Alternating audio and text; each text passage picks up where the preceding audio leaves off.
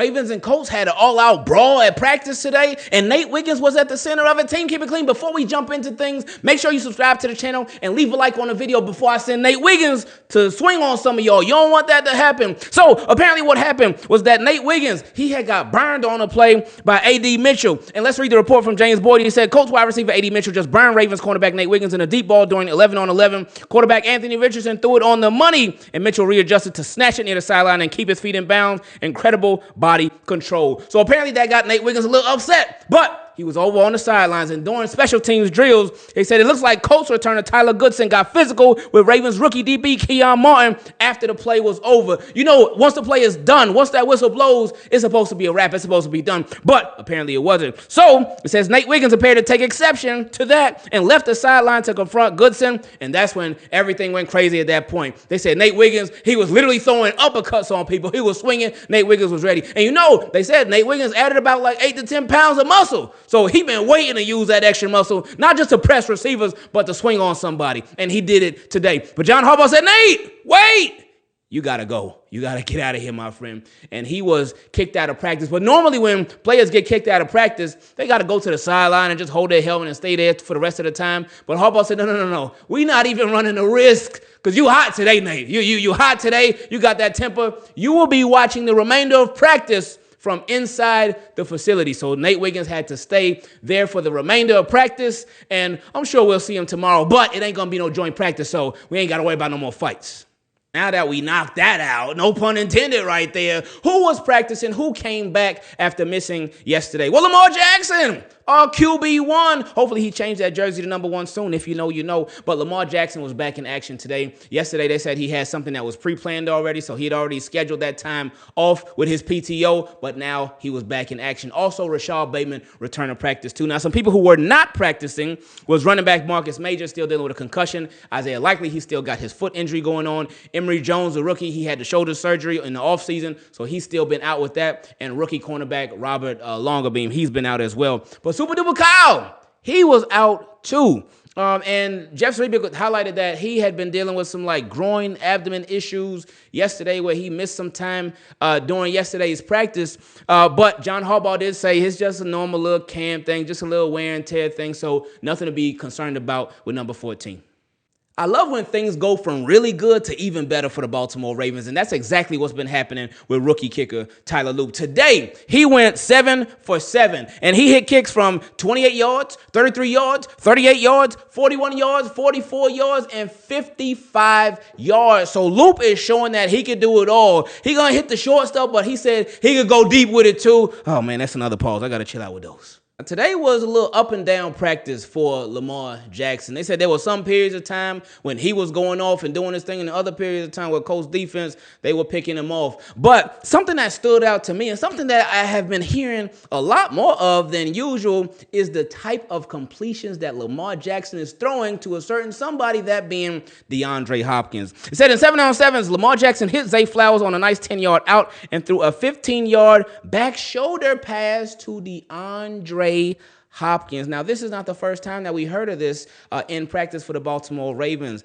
And what I'm hoping is that they can continue to incorporate that in the regular season as well. That would just open things up even more, like DeAndre Hopkins is going to do. Todd Monken talked about it, how with DeAndre Hopkins, they can expect to have even more 3 wide receiver sets. And we'll see how that goes on because, you know, Ravens like running a lot of 2 tight end sets. But that's going to be fun to watch this offense even more because of something that we've been talking about all offseason long, versatility. They got it on offense. They got it on defense. But, again, sticking with this, I love that they're incorporating that. Now, let's just hope that they add it once week 1 starts, too.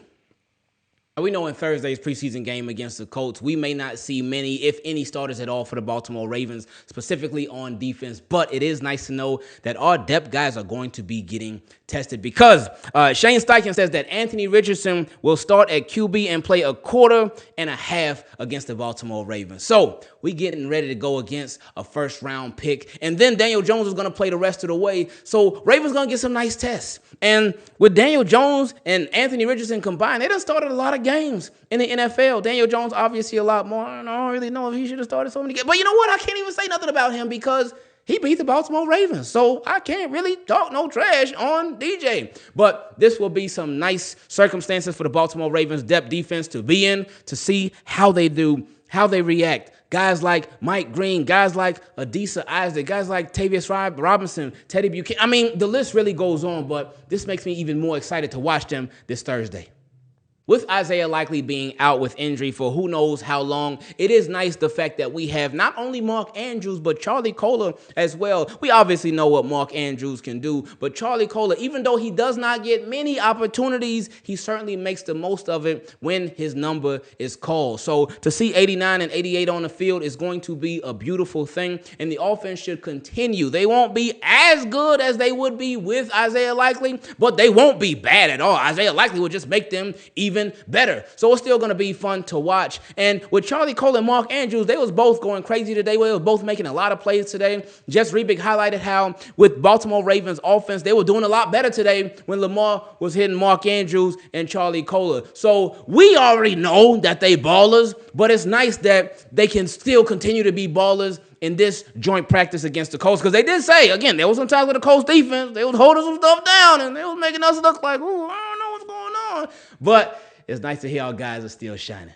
Woo, man, I'm tired. Like, I got into a fight at Ravens practice or something. Now, we done made it to my favorite part of the videos where we get to feature your questions. Send an email to teamkeepitclean@gmail.com, or you can go to patreon.com/Ingravenvids if you want to show the channel a little extra support. And somebody did that, and that is my guy Craig, because Craig, shout out to Craig. Give it up for Craig. Just put hashtag shout out to Craig in the comment section, because he is the newest Team Keep It Clean patron. So Craig, we all appreciate you, and we look forward to when you send that first question. The first question came from my guy, CX. He said, Ingraven, man, I've been watching a long time, and every time I get those notifications, oh yeah, I know it's go time. Anyway, to the question, hey, I appreciate that. I love you, man. I appreciate that a lot, man. He said, with Nate Wiggins being potentially our true number one DB, how do you see him going up against the physically demanding receivers that he'll go up against? For example, a DK Metcalf, and my favorite player outside of the Ravens, Nico Collins. Ravens tend not to double and trust their DBs, but I feel for certain playmakers like Nico or who have potential to burn you and is 6'5", commands respect, not to mention the big names like Jettas and that cat from the Bengals who shall not be mentioned. I don't always get to listen to all the questions, so if this was asked already, my bad, big dog. You good, man. You ain't got nothing to apologize about. Now, with Nate Wiggins, again, he did, I mean, you've seen him swing on people today, but he did put on that weight, and I think he put it on for a reason, so he could be even more physical than he already was, because Nate Wiggins, an underrated part of his game last year was his physicality. He ain't afraid to attack nobody. He ain't afraid to hit nobody. He's not afraid, and I appreciate that about him. I'm sure the Baltimore Ravens, you know they appreciate it because they love their DBs to be physical. Now, with Nate Wiggins, yeah, he could follow somebody. He can travel, but the Baltimore Ravens also have the option to where they still got Jair Alexander. They still got Marlon Humphrey. You still got Cheeto Awuzie. So while Zach Orr did talk about that, which I appreciate, the Baltimore Ravens have so many options at what they can do at corner that they all set. He also said, P.S., I recently showed some love to Patreon. Not sure if there's a way to direct message on there. Keep up that work, man, and I hope all is well. More messages heading your way for sure. Hey, I appreciate that a lot. Now, I had to do a little quick research, and I just put 2 and 2 together. And Craig, who literally just became a Team Keep It Clean patron, that is CX, who just asked the first question. He just didn't know how to send it on Patreon yet, which is just fine. I know you're going to figure it out. So I appreciate you, and it was nice that you actually did end up starting us off in this episode. Next question came from my guy, Gregory. He said, Yo, Ingraven, what's up, my guy? I appreciate that last video. I showed it to my fiance, and she loved it as well. So shout out to you, and we appreciate your blessings you made all night. No, I appreciate you. I don't know what we did, but I appreciate y'all even watching it, even taking the time. And shout out to y'all getting married. When's the date? When's the date? I ain't getting no save the date yet. No, it's okay, though. But anyway, he said, but down to business. I just got finished watching one of your videos. I seen someone bringing up LeJohntay Wester. That boy been going too crazy on the punt return and kick returner. But my question to you is, who do you think will win the punt return and kick returner duties between Wester and Mitchell? It could be both. They could use Keaton Mitchell on kick return, and they could use LeJohntay Wester on punt return. But we'll see. Anyway, he said, it was some time ago in an interview, I remember Keaton Mitchell saying he wanted to take on the punt return role, but lately in camp, we've been seeing Wester back there. I was watching Wester highlights the other day, and that boy got some move. He really does. It's because he's from Florida, that's why. But no, he does, though, for real. And, but let's continue first. He said, I love y'all, man. Y'all are the best. Anyway, he said, which we desperately been needing as far as a punt return. And let me know your take on that competition. And again, appreciate the love, and I send my grace and love to you and your family as well. Oh, I appreciate that a lot, Greggy. So thank you for that. That's what preseason for. We're going to be watching preseason in a couple days, and we're going to watch it the following week and then a week after that. But that's what all of that is for, especially for that return role that I feel like it's wide open. Because you got LaJohntay Wester, you got Keaton Mitchell, you got Tylan Wallace, you got Dayton Wade. Like, you got a lot of guys who could really fill that role and do a good job of it too. Guys that are very agile, but guys that they accompany that agility with good speed as well. So it's going to be a nice competition. I'm looking forward to it, and may the best man win. Trade. Next question came from my guy Marcelo, who sent it to the wrong email, bud. I'm giving you a pass, my friend, because I got love for you. He said, what's going on, Ingravenvids? This is my first question I have ever sent. I've been watching your videos since the beginning. I had a debate about a post I saw where the question was, would you trade Rashad Bateman, Kyle Van Noy, and a 2026 first-round pick for Micah Parsons? Ooh. But anyway, he said, I said yes. I believe Walker could fit right in Bateman's spot. They are practically the same size. Also, we have that very underrated Tylan Wallace. Yes, first round is a big loss, but I believe we can find good talent in the second round. Well, even before, first round is a big loss because that's a first round pick, but you will be getting Micah Parsons, one of the best pass rushers in the game, and a very consistent pass rush. What? That's worth way more than a first round pick. But anyway, he said, and we are only giving up 1 year of our first round pick for someone who can take our D-line over the top. Would you accept this deal? Yes, I certainly would, my friend.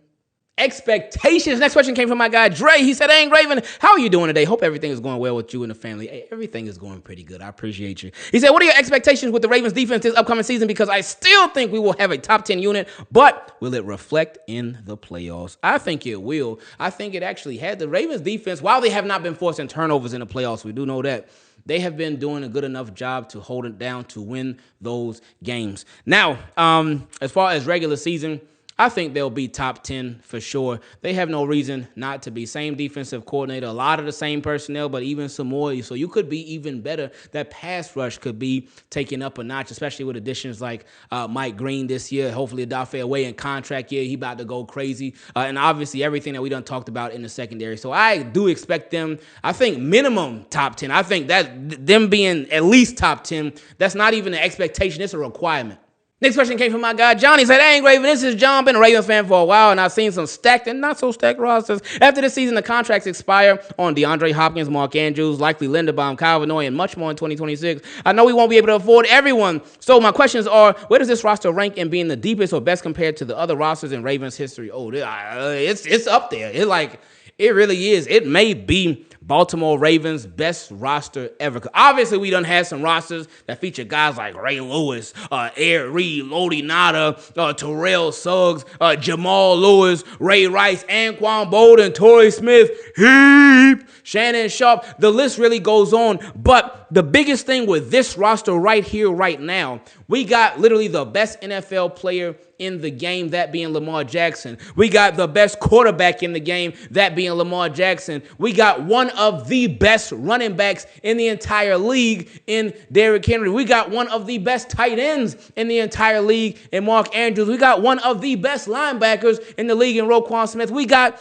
the best safety in the world, Super Duper Kyle. And the list goes on for just all the quality players that we have on this team. We got one of the best corners in Marlon Humphrey. We got so much versatility. We got so much skill on this squad that this may be the best Baltimore Ravens roster ever. I got so carried away with his first question that I didn't even answer the follow-up to. He also said, and in your opinion, is this a now or nothing when it comes to winning the Super Bowl? Yeah, they should have been won it. It's past due. It's like, when you get them bills and you put it off, and then you continue to get that bill and you still put it off, and then you get that bill in the mail, or you check that email and it got red lettering on it, whether it's a final notice or past due. Yeah, that's what the Baltimore Ravens are right now when it comes to them winning the Super Bowl. It should have happened years ago, but might as well make it happen now. He said, I don't think personally it is a Rams kind of sellout season, but I can kind of see it. This was a debate between me and my friends. Thanks and bless. Go Ravens. Oh, yeah, Ravens didn't, they didn't go all crazy like the Rams did. I honestly wouldn't have been mad if they did, because Rams were like, look, We got a good roster, but we want to make it even better. We forget them draft picks. Y'all gonna have them. Like Ravens, they would never do it like that. But for Ravens' normal style, this is going all out, and they've been doing a phenomenal job of putting this roster together. Now, we know the Baltimore Ravens, they're going to be paying Lamar Jackson any day now. But what would that mean for the team? What would that mean for Lamar Jackson? We talk about everything that a possible contract extension could do for Baltimore in this video right here, so check it out.